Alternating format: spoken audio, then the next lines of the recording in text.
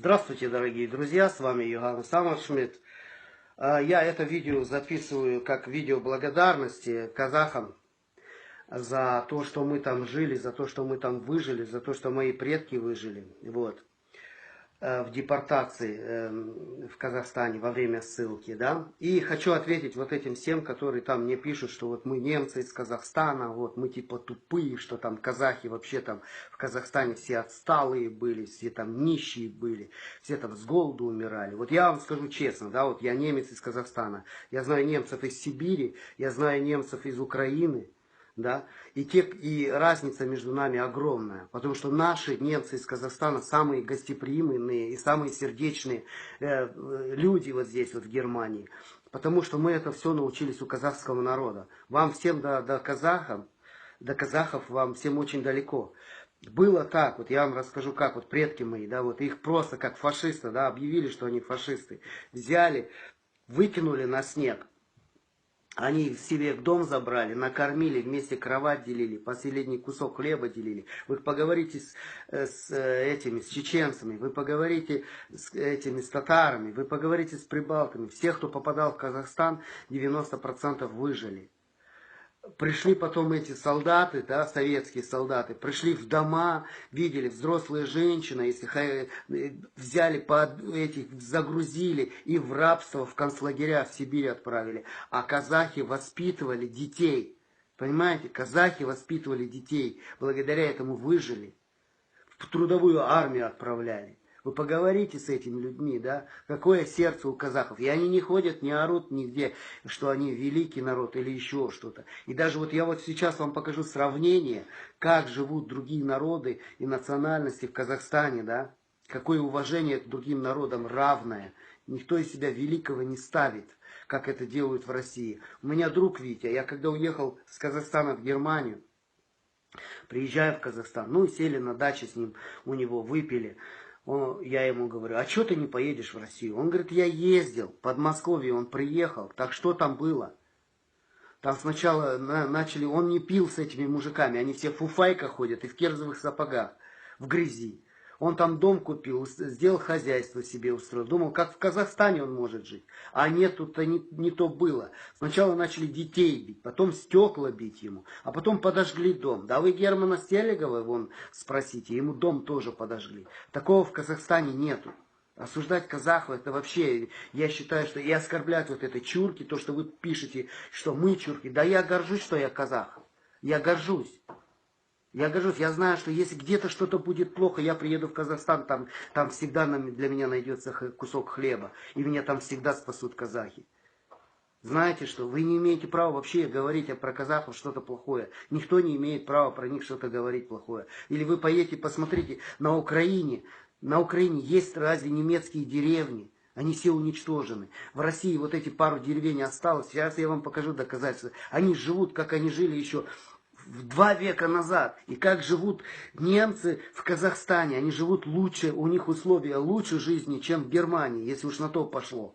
Вот я вам просто сейчас давайте покажу, чтобы вы знали, что на самом деле есть, что такое казахский народ. А то ходят все в грудь себе бьют, что они великие, а на самом деле никто вы. Вот великий народ это Казахстан, казахи. Вот именно казахи. И мы жили там, многонациональные были мы народы. Мы много наций нас там жило.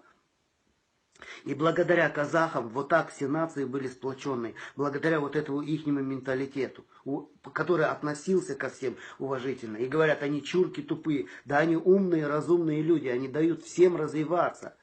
Они всем дают развиваться, они все народы уважают. Вот смотрите, как живут немцы в Казахстане.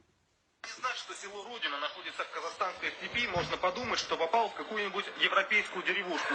Идеальные дороги, новые коттеджи, аккуратные палисадники. Здесь нет преступности. Все знают друг друга по именам. Почти никто не курит, не пьет и не слоняется без дела. Глава Родины, этнический немец Иван Шаур, Пока показывал село нашей съемочной группе, ни разу не закрыл свою машину, хотя внутри были документы и ценные вещи. У нас все, что лучшее есть от любой нации, все как бы стараемся здесь собрать, саккумулировать и на всю катушку использовать.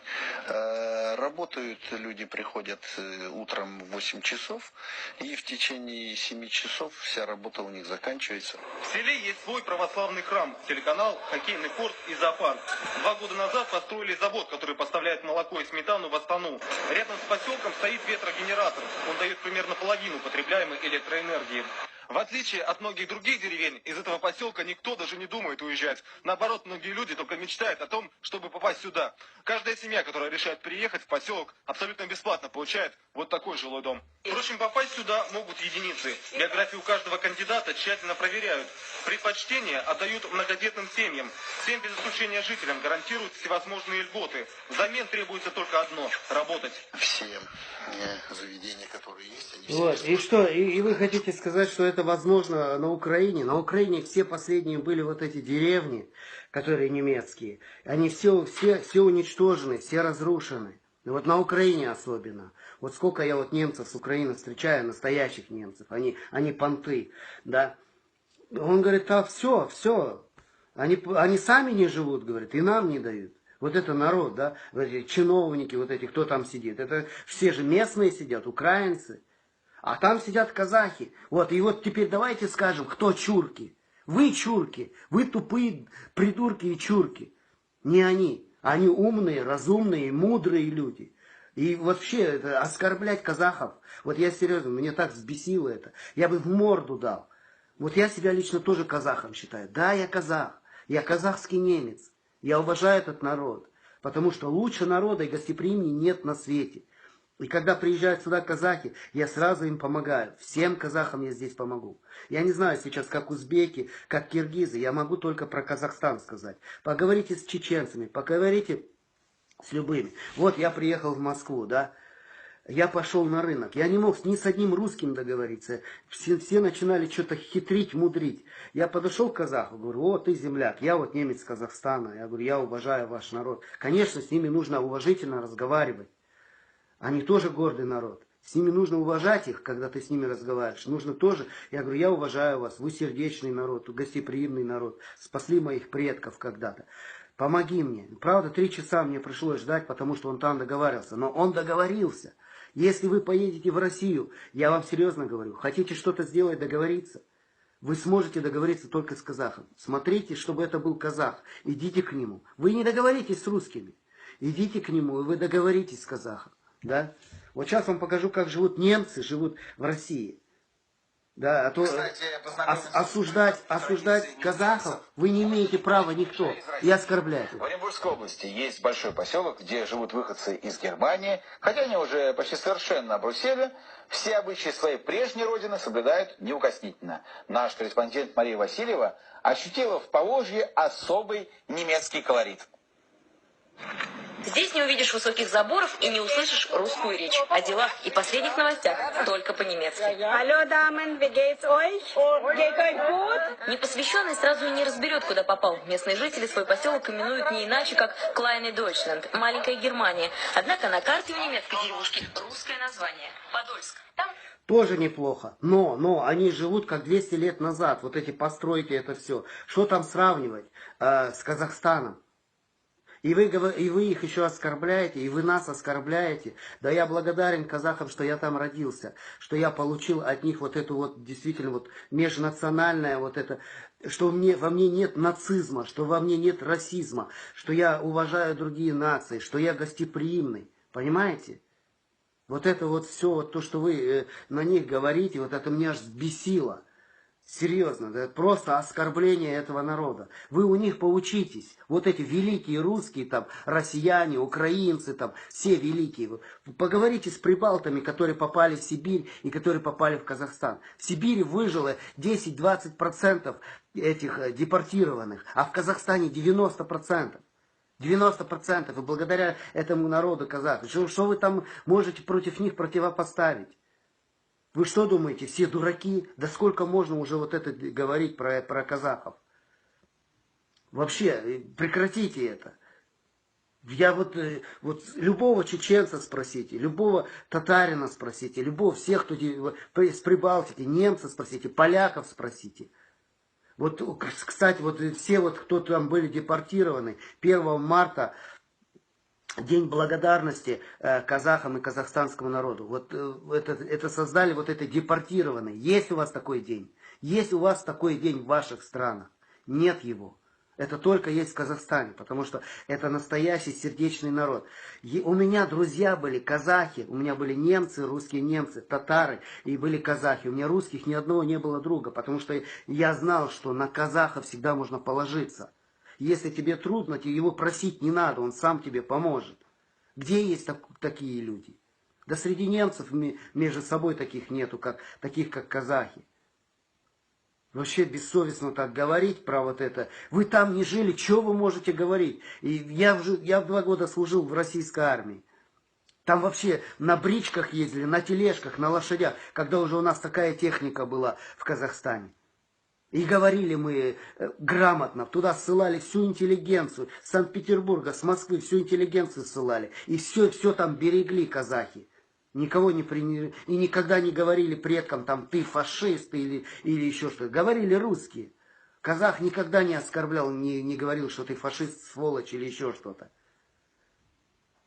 Поэтому вы прекращайте такие вещи. Вы вообще ничего не знаете про этот народ. Бессовестные, как вы только, у вас может только язык повернуться. Вот, кстати, вот этим украинцам, да, вот эти, вы приезжаете к русским, да, вот с Донбасса, да, и как к вам относятся? Вам в лицо плюют, вас отправили всех в Сибирь на произвол судьбы, и вам потыкают каждый день хлебом, что они вам дают. Вы в следующий раз будьте умнее, едьте к казахам.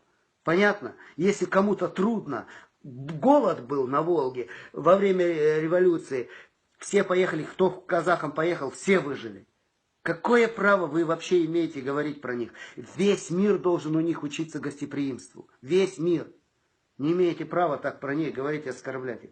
Вам, казахи, большой рахмет, сердечный рахмет. Уважаю вас. И я знаю, что если что-то случится, я всегда могу вернуться в Казахстан. И всегда буду принят. И никакая падла, и никто мне не скажет никогда, что я предатель. Никогда не скажет мне никто. Потому что казахи, во народ, я люблю вас, казахи. И я считаю себя тоже казахом. И я всегда буду на стороне Казахстана стоять, на стороне казахов.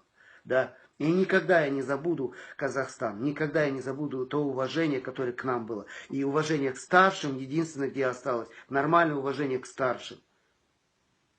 Это только у вас осталось.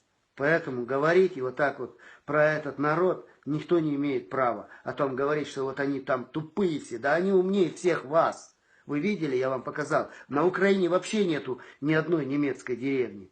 Вообще полное неуважение к нашему народу. И в Казахстане посмотрите, как они вон, не воруют и живут лучше, чем здесь. Все у них бесплатно. У них все бесплатно. Вот поучитесь у них, поучитесь. А то начинаете, великие нашлись, блин, оскорблять будете казахов и казахстанцев. Вот серьезно, прям в рожу хочется дать за такое.